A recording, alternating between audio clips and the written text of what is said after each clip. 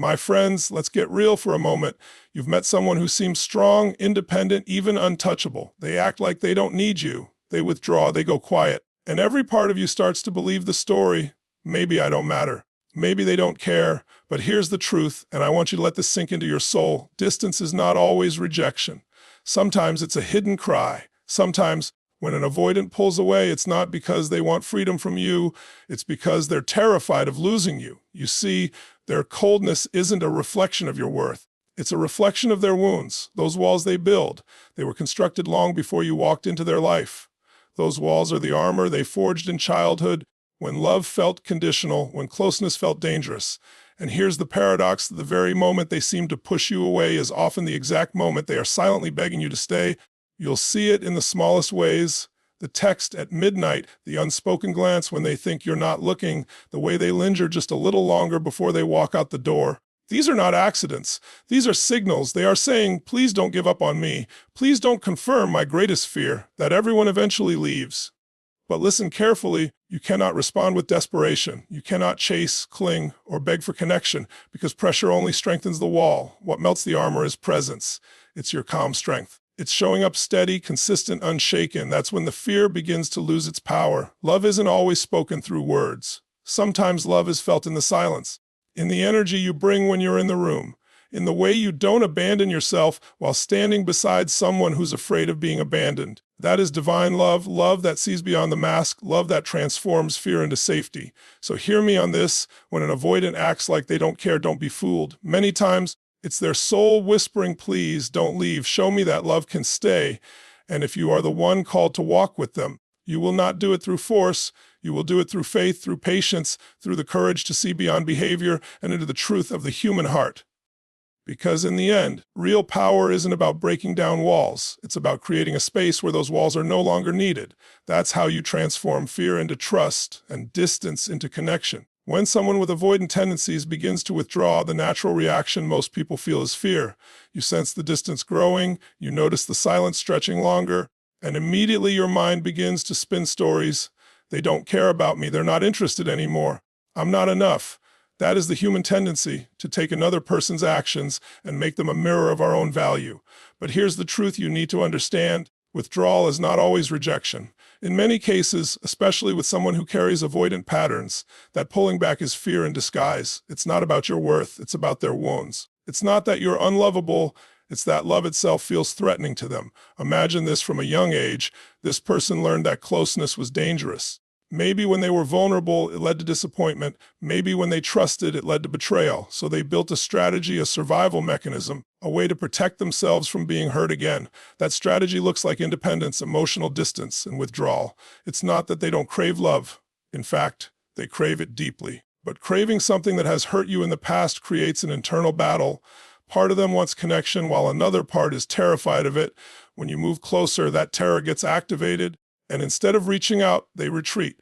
Now here's where most people misunderstand. They assume the withdrawal means, I don't want you. They assume the silence means, I'm done with this relationship. But often, it's the opposite. The withdrawal is their way of saying, I don't know how to handle the intensity of what I'm feeling. I don't know if it's safe to stay open. I don't know if you'll hurt me the way I've been hurt before. It's fear, not rejection. And if you look beneath the surface, you'll notice the signs. Even while they pull away, they keep the door slightly cracked. They don't completely disappear. They might check in sporadically. They might linger on the edges of your world. That's their way of staying close enough to feel your presence while far enough to protect themselves. Withdrawal in this sense is like a test, not a manipulative one, but a subconscious one. The avoidant is asking without words, will you abandon me if I create distance? Will you punish me for needing space? Will you make my fear come true? They are terrified of being smothered, but equally terrified of being left behind. So they live in that tension, and the withdrawal is their coping mechanism. When you understand this, you stop taking it personally. You stop seeing it as a statement of your worth and begin to see it as a reflection of their inner struggle. And here's the paradox. The moment they are pulling away is often the moment they care most. If they didn't care, they wouldn't need to protect themselves. If you meant nothing, there would be no reason for fear. Withdrawal means something inside of them has been touched. A deeper vulnerability has been activated, and they don't yet trust themselves or you to handle it. This is where patience and wisdom come in. If you can stand steady in those moments, if you can remind yourself that their withdrawal is fear and not dismissal, you create a space for trust to grow. This doesn't mean tolerating unhealthy behavior forever. It doesn't mean abandoning your own needs. What it does mean is learning to decode the hidden message. Because when someone with avoidant patterns withdraws, they're often saying, without words, "I'm scared. Please don't confirm my fear by walking away. Please show me that closeness can feel safe." And when you understand that, you stop seeing their withdrawal as the end of connection and start seeing it as the beginning of healing. What looks like coldness on the outside is rarely coldness at all. It is armor, it is protection. It is a shield that was built not because this person is heartless or incapable of love, but because at some point in their life, being vulnerable felt unsafe. When you encounter someone with avoidant tendencies, you may feel that wall immediately. They may seem emotionally detached, indifferent, even dismissive. And if you don't understand what lies beneath that behavior, it can wound you deeply. You may think, why am I pouring out my love only to be met with stone? But what you must remember is that behind every wall is a wound, and behind every layer of distance is a desperate attempt to not be hurt again. Consider a child who reached for comfort and was denied it, or a teenager who opened up only to be judged, ridiculed, or abandoned. That child grows into an adult who learns a simple but dangerous lesson: vulnerability equals pain, and so they adapt, they harden, they promise themselves never to depend too much, never to need too much, never to reveal too much.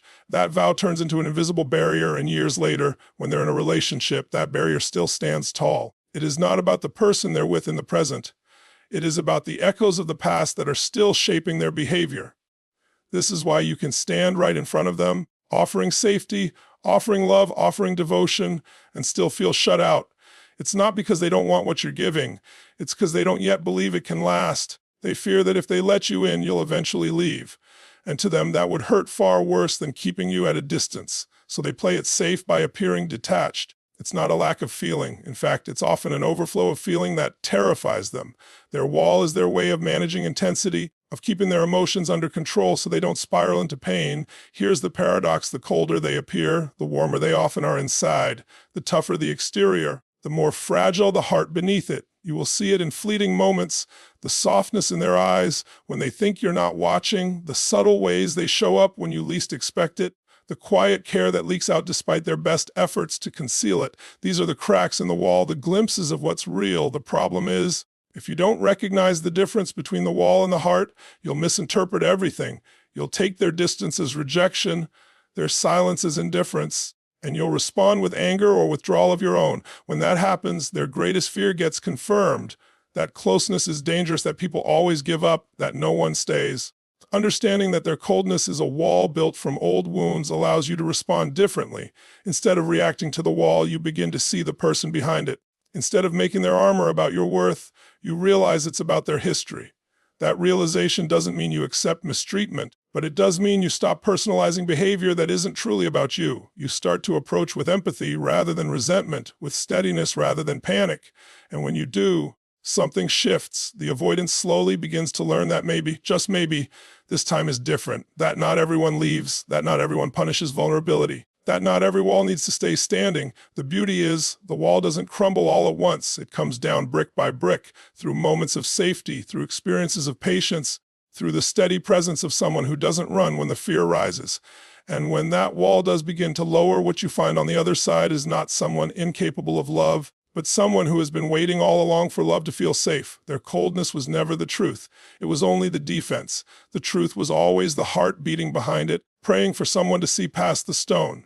When someone with avoidant patterns is in your life, it's easy to miss the language they actually speak. Because while their words might be scarce, and while their expressions of affection may seem hidden, the truth is their real communication often shows up in the smallest gestures. You may not get a long love letter, but you'll get that random late-night message checking in on you. You may not hear "I miss you" directly, but you'll notice they suddenly show up at a place you frequent, as if by coincidence. These little moments, these quiet signals, are how they reveal what they're truly feeling beneath the surface. Small gestures are their love notes, their way of reaching out without stepping fully into the vulnerability that terrifies them. Think about it: for someone who fears abandonment, admitting "I need you" feels dangerous. Saying "don't leave me" feels like surrendering control, so instead they let their actions do the speaking. They may send you a link to a song that reminded them of you. They may fix something small for you without being asked. They may notice you're quiet and nudge you gently, even if they don't say much. These moments may feel insignificant at first glance, but they are sacred. They are their way of whispering, "You matter to me. I'm thinking of you. I'm still here." The problem is, many people overlook these small gestures because they don't look like the grand displays of affection we expect. We want big declarations, passionate words, dramatic actions. But avoidants often can't give that right away. It's not because they don't feel, it's because they feel so much that it scares them. Their subtle check-ins, their brief but meaningful eye contact, their silent presence. These are not random. These are breadcrumbs leading you to their heart. If you miss them, you'll think they don't care. If you notice them, you'll see that their quiet is not emptiness, it's communication in disguise. What makes these small gestures so powerful is that they're intentional. For someone with walls, letting any gesture slip through is risky. So when they do reach out in their quiet ways, it means you've touched them deeply. A short text may feel like nothing compared to the outpouring you want, but for them, it's a mountain moved. It's a leap of courage. It's a confession hidden in simplicity. And if you can recognize these signals for what they are, you'll begin to see the pattern. The avoidant isn't indifferent. They're trying just looks different from yours. When they show up at your door without being asked, that's their way of saying, "I want to be near you, even if I can't articulate why." When they ask about something you mentioned weeks ago, that's their way of saying, "I was listening, and I value what you say." When they linger longer than necessary, when they hover in your space, when they create excuses to connect, it's not random, it's intentional. Their gestures are their plea. "Don't misread my silence. Don't assume my walls mean absence. I'm here even if I don't know how to say it." But here's the challenge. If you're too focused on what they aren't giving, you'll miss what they are. If you demand grand displays, you'll trample over the fragile steps they're actually taking. And if you dismiss their small gestures as insignificant, you'll reinforce their deepest fear that nothing they do will ever be enough. That closeness only leads to disappointment. But if you honor their efforts, if you see the meaning behind the subtlety, if you meet those gestures with appreciation instead of criticism, you create safety. Safety that encourages more openness. Safety that tells them, "You don't have to be perfect. I see you in the little things." And it's in that safety where transformation happens.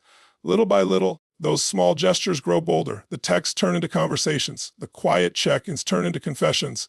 The hidden care becomes visible love, but it always starts small. And those small gestures, as subtle as they seem, are the bridge between their fear and their longing. They are the silent language of an avoidant heart learning to say, without words, "Don't leave. I need you here." When you are dealing with someone who carries avoidant patterns, it's easy to believe the outcome is entirely on them. Their wounds, their fears, their walls. But what most people overlook is that relationships are never one-sided dances. Every step one person takes is influenced by the energy of the other. When an avoidant pulls back, your instinct might be to chase, to close the gap, to fight for closeness. Yet the truth is this: your energy shapes the entire dynamic. If you come with pressure, desperation, or panic, you push them deeper into retreat. If you come with steadiness, calmness, and grounded strength, you create a field where their fear begins to soften. Think about the times in your own life when you felt overwhelmed. Did pressure make you open up, or did it make you shut down? For most people, pressure feels like suffocation. Now imagine living your whole life with the belief that closeness itself is suffocating. That's the inner world of the avoidant. They associate intimacy with a loss of freedom, with danger, with pain. So when you pursue them anxiously, when you push harder for answers, when you demand immediate closeness, you're unknowingly confirming their fear. You're sending the signal. See, intimacy really is threatening. If I let them in, I'll lose myself. But here's where transformation is possible. When you regulate your own energy, when you stop reacting with fear and start responding with presence, something remarkable happens. They sense it. They feel that you're not trying to control them. They realize that your love isn't about suffocating them, but about creating space where they are free to breathe. And for someone who has always associated love with loss of control, this is revolutionary. It disarms them. It allows them to slowly risk letting the guard down. This doesn't mean you never express your needs or you walk on eggshells. It means you hold yourself steady enough that your needs don't come out as panic. It means you recognize your own triggers so you don't project them onto the other person. When you can look at their retreat without collapsing into fear, when you can say to yourself, "Their distance is about their fear, not my value," you immediately shift the dynamic. Instead of creating a cycle of chase and withdrawal, you begin creating a cycle of trust and space. Energy is contagious. If you come with desperation, they will feel it. If you come with anger, they will retreat. But if you come with calm confidence, the kind that says, "I know my worth, I know my love, and I don't need to panic to prove it," they feel that too. And slowly, They begin to trust. They begin to sense that maybe they won't be consumed if they let you closer. Your calm steadiness becomes the antidote to their fear. And here's the deeper principle. Relationships mirror back to us the energy we carry. If you are anxiously waiting for them to change, you'll live in frustration. But if you shift your energy, if you become the example of what safety and steadiness look like, you invite them to rise to that vibration. People don't soften when you push them. They soften when your presence feels safe enough that they no longer need their armor. And this applies not just to avoidant dynamics, but to every form of love. You cannot demand trust. You can only inspire it by being trustworthy. You cannot demand openness. You can only create an environment where openness feels safe. When you embody patience and groundedness, you break the cycle of fear. You stop feeding the narrative that intimacy equals suffocation, and you begin writing a new story that intimacy can feel expansive, not restrictive. That love can feel like freedom, not captivity. And when you live in that energy, the avoidant begins to slowly risk stepping toward you instead of away from you, not because you forced them, but because your presence made safety stronger than fear. Love is not always spoken in the words we expect. For someone with avoidant tendencies, words often feel risky, dangerous, or too exposing. Saying, "I need you," feels like surrendering control. Saying, "Don't leave me," feels like a confession of weakness. And so they stay silent. But silence does not mean the absence of love. Silence, in many cases, is where their love hides. It is in the pauses, the quiet moments, the unspoken presence where you will feel the truth they cannot bring themselves to articulate. Think about how energy communicates. Long before a word is spoken, you can feel the atmosphere of someone's presence. You know when someone is angry even if they haven't said a word. You know when someone loves you by the way they look at you, by the way they linger near you, by the way their energy softens around you. This is the language of love beyond words. For avoidance, this is often their main form of expression. They may not say, "I care about you," but they'll stand close enough to feel your energy. They may not say, "You matter to me," but they'll remember small details you've mentioned and quietly act on them. Their words might be few, but their presence is often the loudest message. The mistake most people make is equating verbal silence with emotional absence. They hear nothing and assume nothing is there. But when you look closer, when you pay attention to the subtle ways they stay connected, you begin to notice the truth. They may sit in the same room without much conversation, but their presence there is a choice. They could have left, they could have hidden, but they stayed. And in their world, that staying is powerful. It is their way of saying, "I'm with you," even if I don't know how to say it. There is a divine lesson in learning to listen beyond words. We live in a culture obsessed with verbal affirmation. We want to hear it spelled out, shouted, confirmed. And while words are important, they are not the only language of love. The deeper truth is that the human soul speaks most loudly in energy, the eyes, the body language, the timing of actions. All of these reveal what is unspoken. For someone who fears vulnerability, this nonverbal communication is safer. It allows them to love without fully exposing the part of themselves that is most afraid. Now here's where the transformation happens. When you begin to value these nonverbal messages, instead of dismissing them, the avoidant feels seen, they feel understood. And when they feel understood, the need for their walls begins to lessen. Because what they fear most is being misunderstood, being judged, being told that the way they love is not enough. But when you recognize that their silence carries meaning, when you respond to the energy behind the action instead of just the lack of words, you show them that their love language is valid, and that validation becomes the seed for growth. Picture this. You're with someone who rarely says, "I love you." Instead of resenting it, you notice how they always check to make sure you got home safe. You notice how they remember your favorite meal. You notice how they quietly fix things for you without drawing attention. When you acknowledge those things, when you say, "I see what you did, and it means a lot to me," you're not only honoring their effort, you're inviting them to trust that love can be expressed safely. Over time, that trust creates a bridge where words may eventually flow more freely. Love beyond words is an invitation for us to deepen our awareness, to see not just what is said, but what is felt. It teaches us to tune into presence, to recognize that the silence between words is often filled with meaning. With an avoidant, those silences are heavy with emotion. They may not beg you with words to stay, but their eyes, their timing, their gestures, their energy, they are pleading in a language that requires you to listen differently. And when you can hear love in the spaces where words don't exist, you unlock the truth. Their silence is not rejection. It's a quiet plea, a hope that you'll understand what they cannot say. Divine love is not the kind of love that demands, controls, or manipulates. It is not about changing someone to fit the mold of what you think they should be. Divine love sees through the layers of fear, the armor, the distance, and recognizes the soul beneath it all. When you encounter someone with avoidant patterns, it can be tempting to get lost in their walls. You want them to change quickly. You want them to open up on your timeline.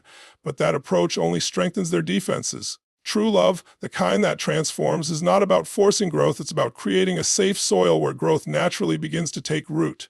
When you embody divine love, you stop fighting the armor and start acknowledging the humanity behind it. You recognize that their fear isn't a rejection of you, but a reflection of wounds that existed long before you arrived. Instead of personalizing every withdrawal, you begin to see it as an expression of pain. And in that moment, you shift from reaction to compassion. This shift is powerful because when someone feels truly seen, not for who they pretend to be, but for who they are underneath the defenses, they begin to heal. The armor begins to feel less necessary. Divine love doesn't rush. It doesn't demand immediate change. It understands timing. It respects the process. Just like a seed planted in the ground cannot be forced to bloom before its time, a heart that has been shut down for years cannot be demanded to open overnight. Love says, I will not force you, but I will stand in my truth. I will hold space. I will create an environment where trust can grow. That kind of love is not passive. It is powerful because it is steady. It is rooted. It doesn't collapse when fear rises. It remains grounded in faith. But divine love also knows boundaries. It knows that to hold space for another person's growth, you cannot abandon your own. To love someone who fears intimacy requires patience, yes, but also strength.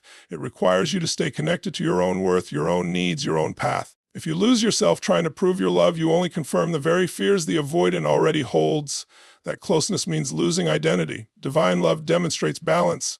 I can love you without losing me. I can be patient with you without neglecting my soul. This balance is what makes love safe. For the avoidant, safety is everything. Their whole life has been built around avoiding the pain of abandonment or engulfment. When you bring divine love, you bring a new experience, one that shows them that intimacy does not equal suffocation, that closeness does not equal pain, that love does not equal betrayal. You become the living proof that love can be safe. And it is in that safety where miracles happen. What once looked like indifference begins to soften into presence. What once looked like avoidance begins to shift into vulnerability. They start to risk small steps toward connection, not because you forced them, but because the environment of your love gave them permission. It's not about what you do one time. It's about the consistency of how you show up over and over again. Your steadiness, your patience, your refusal to abandon yourself, these become the signals that tell their nervous system, you are safe here. And when someone who has lived their life in fear begins to truly feel safe, transformation takes place, not just for them, but for you as well. Because divine love doesn't just heal the avoidant, it heals you too. It teaches you to love without attachment to outcome. It teaches you to hold compassion without losing boundaries. It teaches you to trust in timing, to see through fear, to stand in faith. This is the higher purpose of being in connection with someone whose heart is guarded. It calls you to embody love at a deeper level, a love that is patient, wise, and unshakable. At its core, divine love is a reflection of something greater than either of you.